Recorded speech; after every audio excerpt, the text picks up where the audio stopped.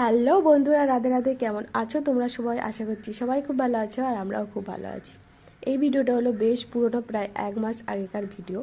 কিছুদিন আগে আমি একটা ভিডিও পোস্ট করেছিলাম যে আমি দিদি বাড়ি এসেছি, দিদির সাথে গল্প করছি। এটা হলো তার পরের দিনেরই ভিডিও। হ্যাঁ, আমি জানি অনেক দেরিতে হয়ে গেল এই ভিডিওটা পোস্ট করতে, কিন্তু বাড়িতে ছিলাম তো কী করবো বলো, এত ব্যস্তর মধ্যে ছিলাম যে আমি পোস্ট করার সুযোগই পাচ্ছিলাম না। তো এখানে যেহেতু চলে এসেছি, পুরো সুযোগ, তাই সেই জন্য আরও কিছু পুরনো ভিডিও আছে, পরপর তোমাদের সাথে সব শেয়ার করব। তো যাই হোক, সকাল সকাল ঘুম থেকে উঠেই দিদি, জামাইবু আর আমি বেরিয়েছিলাম শ্রীরামপুরের উদ্দেশ্যে। দিদির বাড়ি হেলান থেকে বাইকে করে এসেছি তারকেশ্বর থেকে ট্রেন ধরে যাচ্ছি শ্রীরামপুর। দিদির বড়টা ছিল 5 বছরের জন্মদিন, আর ছোটোটার অন্নপ্রাশনের সময় কোনো কিছু করা হয়নি, তাই একই সঙ্গেই অনুষ্ঠানটা হচ্ছে। তো সেই উপলক্ষেই শপিং করতে গিয়েছিলাম। তো শ্রীরামপুরে গিয়ে আমরা যেই দোকানটায় কাপড় কিনতে গিয়েছিলাম, তো সেই দোকানটায় খুঁজে পাচ্ছিলাম না।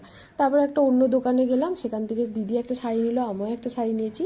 তারপর জামাইবু নিল ব্লেজার, দিদি শাড়ির ম্যাচিং করে পুরো ব্লেজারটা নিয়েছে। এখানে কালারটা বোঝা যাচ্ছে না, একই কালার ছিল।